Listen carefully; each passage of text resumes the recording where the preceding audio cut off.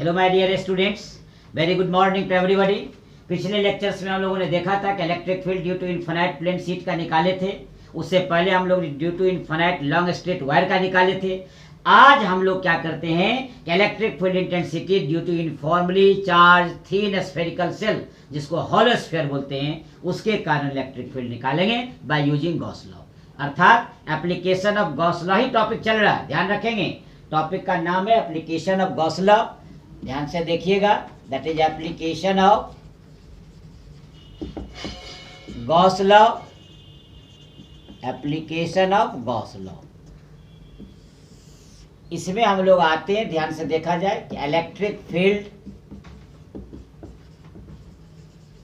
Intensity due to uniformly charged thin spherical shell, इसी को हम लोग बोलते हैं हॉलो स्फीयर, खोखला गोला।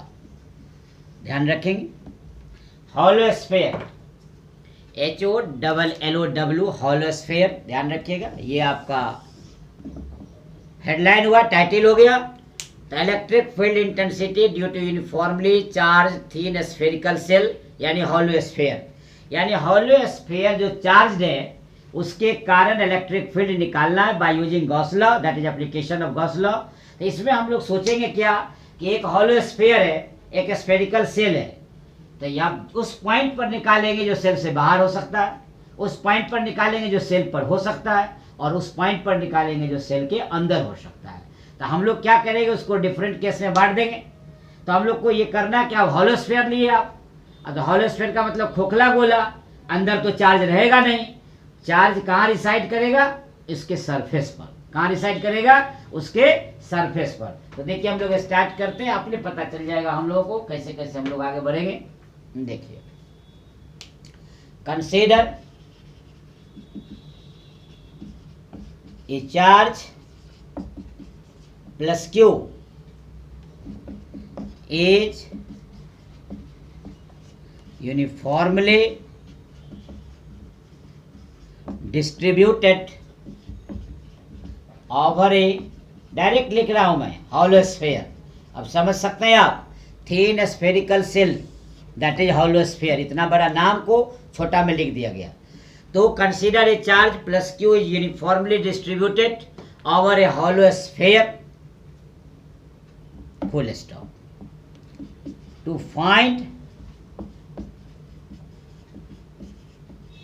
Electric field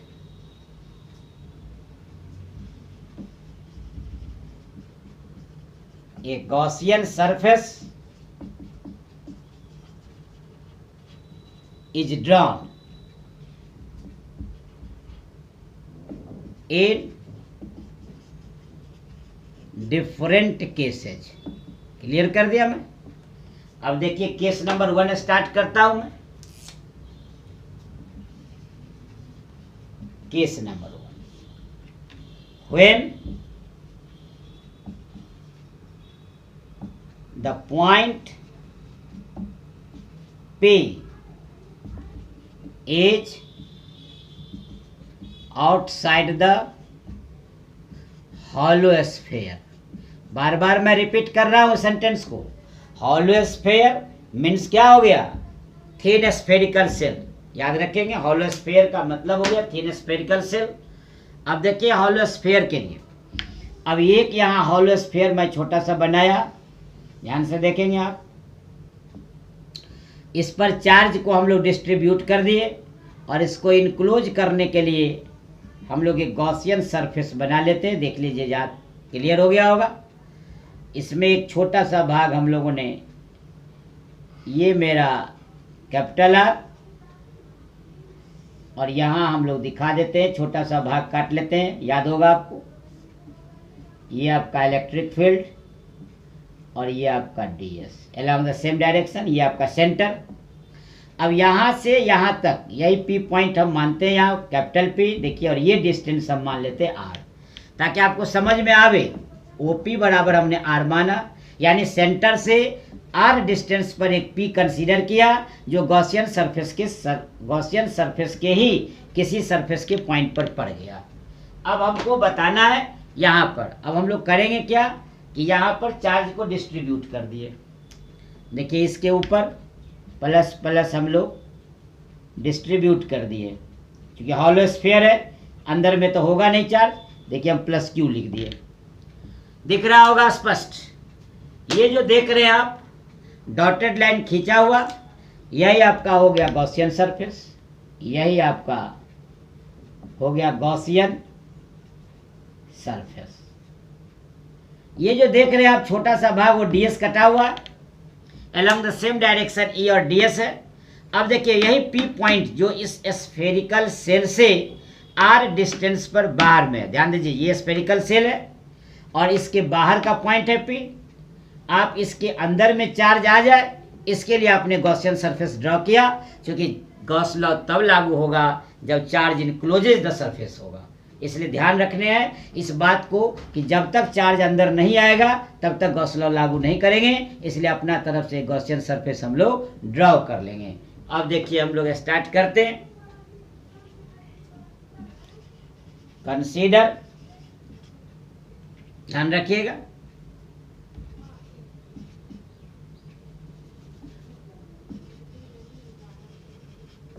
a hollow sphere is of radius capital R, over which a charge plus Q is uniformly distributed. Again let P be a point at a distance R from the center O,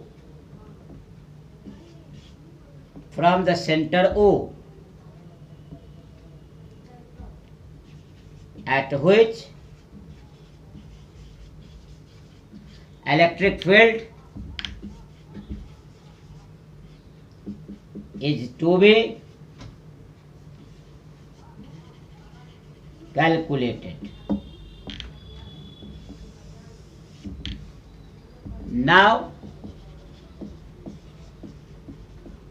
a Gaussian surface is drawn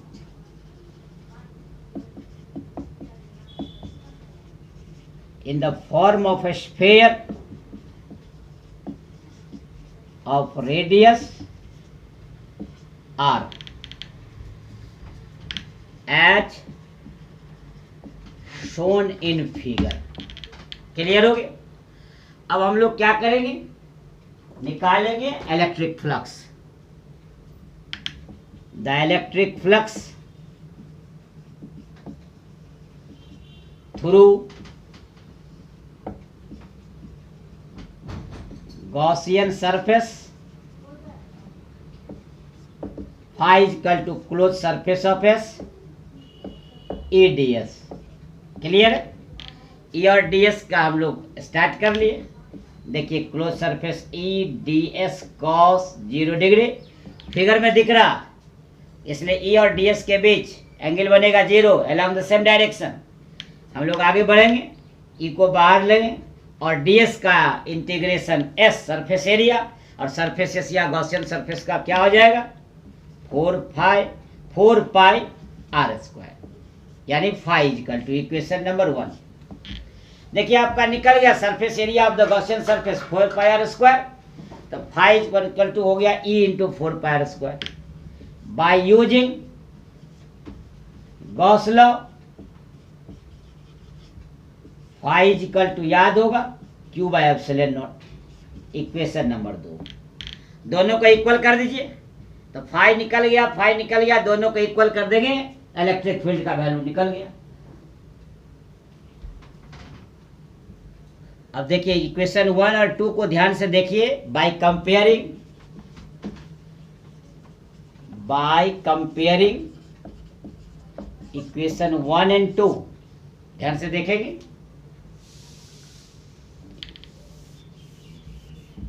equation 1 और 2 को ध्यान से देखा जाए।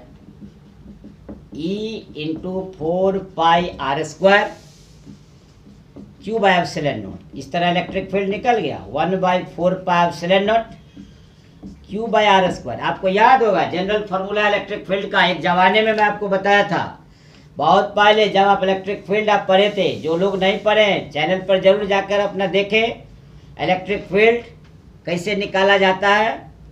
देखिए अब आपका आ गया इक्वेशन नंबर 3। तो 1 2 3 आपने देख लिया। ये कब निकला? जब P पॉइंट बाहर में है। ऐसा हो सकता है कि ये P पॉइंट बाहर में ना होकर इसके सरफेस पर आ जाए। हम इसको केस 2 कर देते हैं। देखिए case 2, when the point P is on the surface of hollow sphere, thin spherical cell, इसको भूलेंगे नहीं आप।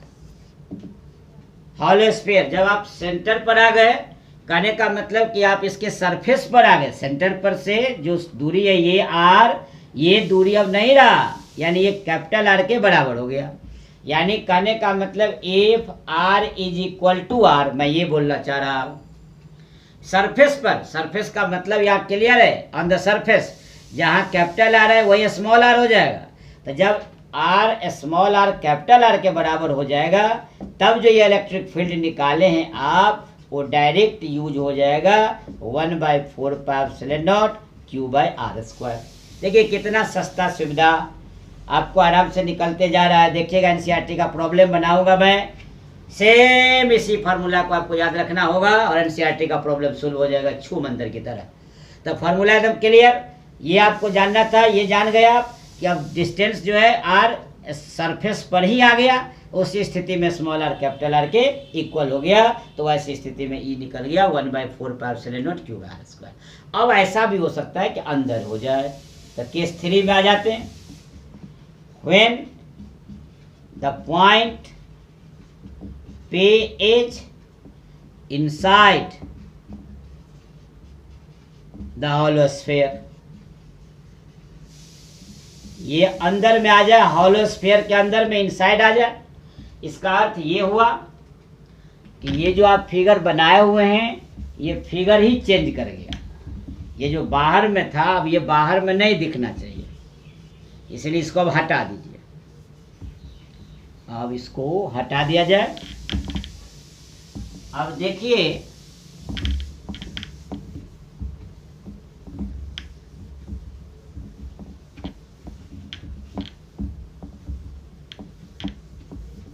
चलिए अब हम लोग आराम से अब ये फिगर बनाते हैं हम इस केस के लिए। ध्यान से देखिए, ये आपका हॉलो स्फीयर था जो आर रेडियस का था। इसके अंदर ही हम लोग अब अंदर की बात करते हैं। यहाँ सेंटर है, ये आपका आर तो पहले से है और ये छोटा सा हम भाग काट लिए, ये छोटा आर देखिए, ये सेंटर है आपका। चार्ज तो इस पर डिस्ट्रीब्यूट किए हुए थे आप। अगर पिछला फिगर आप देखे होंगे, मान लेते हैं चार्ज आप डिस्ट्रीब्यूट किए थे सरफेस पर, हॉलो स्फीयर है। इसके अंदर में आ गया ये पॉइंट पे, ध्यान से देखिए। अब इस पॉइंट पी पर निकालना है, तो अंदर में तो कोई चार्ज ही नहीं है। तो चार्ज नहीं है तो नेचुरल है कि इलेक्ट्रिक फील्ड का मान क्या हो जाएगा? 0। तो लिख देंगे हम लोग इन दिस केस, ये केस कब हुआ? जब ये स्मॉल आर कैपिटल आर से छोटा हो गया। तो in this case the hollow sphere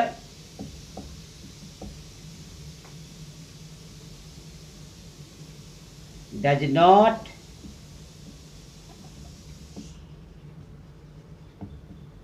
contain any charge inside itself so electric field क्या हो गया, जीरो हो गया। यानी आप ध्यान रखेंगे क्योंकि चार्ज इसके अंदर में नहीं है, देखिए कंसेप्ट क्लियर, ऑब्जेक्टिव के लिए चार्ज नहीं है अंदर में, गॉसियन सरफेस आप यहाँ लिए और गॉसियन सरफेस के अंदर नो चार्ज, तो नो चार्ज इसका मतलब क्या हो गया, जीरो। इसका मतलब हम लोग इन अदर वर्ड्स बोल सकते हैं, in other words Gaussian surface जो है does not enclose any charge. Clear हो गया। इसको दूसरी भाषा में बोल दिया कि Gaussian surface does not enclose any charge, इसीलिए ई जीरो हो जाएगा, वैसी स्थिति में इलेक्ट्रिक फील्ड जीरो हो जाएगा। तो अब हम लोग इसका एक वेरिएशन देख लेते हैं।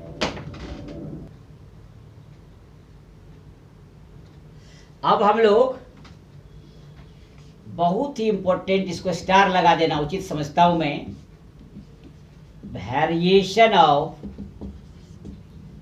Electric field intensity, variation of electric field intensity with a distance r from the center of charged spherical shell। याद होगा हॉलो स्फीयर। ये ऑब्जेक्टिव के लिए आपको मैं बता रहा हूं, ध्यान देखेंगे क्योंकि आजकल एमसीक्यू का जमाना है, सारी परीक्षाएं ऑब्जेक्टिव हो गई है। कॉम्पिटिटिव एग्जाम, बोर्ड परीक्षा में भी ये आपको 2 मार्क्स का क्वेश्चन 2 मार्क्स में आता है कि what is the variation of electric field intensity with the distance r from the centre of charge spherical shell. कुछ नहीं, इसको वेरिएशन दिखाना है। एक स्फेरिकल सेल बना लेंगे हम, ये इसका सेंटर, ये इसका रेडियस माने थे, आप ध्यान दीजिए। देखिए ये आपका सेंटर है। हम लोग क्या करेंगे, एक इस तरह से दिखाते हुए आगे बढ़ जाएंगे। ये सेंटर, अब ध्यान से देखिएगा गौर से, ये आपका सरफेस है। हम इसको यहाँ से ये दिखाने के लिए खींच रहे ताकि पता चले, ये आपका सरफेस है। हम लोग सरफेस से आकर यहाँ से हम इस तरह से कर्व ग्राफ खींच देते हैं। ये आपका सेंटर हो गया, ये आपका इलेक्ट्रिक फील्ड के साथ जो डिस्टेंस लिए हैं आप आर पॉइंट पर जहाँ था इसके लिए, और यही आपका इलेक्ट्रिक फील्ड है। गौर से देखिए, ये यहाँ से यहाँ तक आपका क्या हो गया, कैपिटल आर। ये जो ई देख रहे हैं आप, ये जैसे जैसे हम लोग जाते हैं आर के साथ ये इन्वर्सली प्रोपोर्शनल दिखाएगा। तो गौर से देखे थे आप कि जैसे हम लोग आए हैं तो ये इन्वर्सली प्रोपोर्शनल को शो करता है। ध्यान से देखे होंगे, ये जो आप देख रहे हैं यहाँ मिला रहे हैं आप, ये क्या है, मैक्सिमम, यानी यहाँ तक। गौर से देखिए आप, ये सेंटर पर जीरो, सेंटर से सरफेस तक की ओर जा रहे हैं तो इलेक्ट्रिक फील्ड बढ़ता जा रहा है। ध्यान से देखिएगा, और यहाँ से जब ऐसे मुड़ा है तब जाकर के ये घट गया है। इसका मतलब डिस्टेंस के साथ ये क्या हो गया, ये डिक्रीज हो रहा है। ध्यान से देखिए, ये डिस्टेंस के साथ डिक्रीज हो रहा है, इससे कर्व दिखा दीजिए, यानी वेरिएशन हो गया। ये कहने का मतलब ये इलेक्ट्रिक फील्ड डिस्टेंस के साथ वेरी कर रहा है। As distance increases electric field decreases, लेकिन जैसे जैसे सेंटर से सरफेस तक की ओर जाएंगे तो यहाँ पर ये आपका ई मैक्सिमम होगा। इसलिए इस पॉइंट पर लिख सकते हैं ई मैक्सिमम, ई मैक्स, और यहाँ से ये घटेगा। ध्यान से देखेंगे, ये घटना है, और ये लाइन जो आप देख रहे हैं ये ई मैक्सिमम है। क्लियर हो गया। तो ये सरफेस पर मैक्सिमम, तो हम लोग लिख देते हैं यहाँ फर्स्ट पॉइंट, व्हेन आर बहुत बड़ा आर, यानी आउटसाइड द स्फेरिकल सेल। हम लोग जब बाहर में जाएंगे तब की बात हो रही है। जब बाहर में जाएंगे तो इलेक्ट्रिक फील्ड क्या लिखे थे, 1/4πε0 Q/r², that is E inversely proportional to square of distance. देखिए अभी हम बता रहे थे आपको कि ये जो लाइन देख रहे हैं आप, यहाँ जो हमने लिख रहा था, ये आपका जो देख रहे हैं आप, ये इसके साथ देखिए R² के साथ इनवर्सली प्रोपोर्शनल है। अब देखिए दूसरा point, when R is equal to R on the surface of spherical shell, ऐसी स्थिति में क्या हो गया, E इक्वल टू मैक्सिमम, यानी इलेक्ट्रिक फील्ड क्या है, मैक्सिमम है। देखिए हम यहाँ लिखे E मैक्स, ध्यान रखेंगे। और नंबर 3, जब R छोटा R हो जाएगा यानी अंदर में चला आएगा, इनसाइड द स्फेरिकल सेल, तो वैसी स्थिति में क्या हो जाएगा, E 0 हो जाएगा। ठीक है, अंदर में कोई चार्ज इनक्लोज नहीं रहता है तो ऐसे 0 हो जाएगा। देखो ऑब्जेक्टिव क्लियर हो गया। जब हम लोग अंदर में जाएंगे तो नो फील्ड, सरफेस पर रहेंगे तो मैक्सिमम, और जब हम लोग सतह से दूर जाएंगे, आउटसाइड जाएंगे, तो ये घट जाएगा। इसलिए देखिए ये कर्व हो गया, ध्यान से देखेंगे, ये कर्व को दिखा रहा है। तो ये जो आप दिख रहे हैं ये आपका दिखा रहा है, हम इसलिए इसको घेर कर दे, इंडिकेट कर देना चाहते हैं कि बाहर जाएंगे तो इलेक्ट्रिक फील्ड डिक्रीज करेगा। इस तरह आपने देखा, स्टार लगा दिया। अब हम आपको अगले केस जो है अगले लेक्चर में बताएंगे। इसके लिए आज लेते हैं आपसे शुभ विदा। All of you, thanks.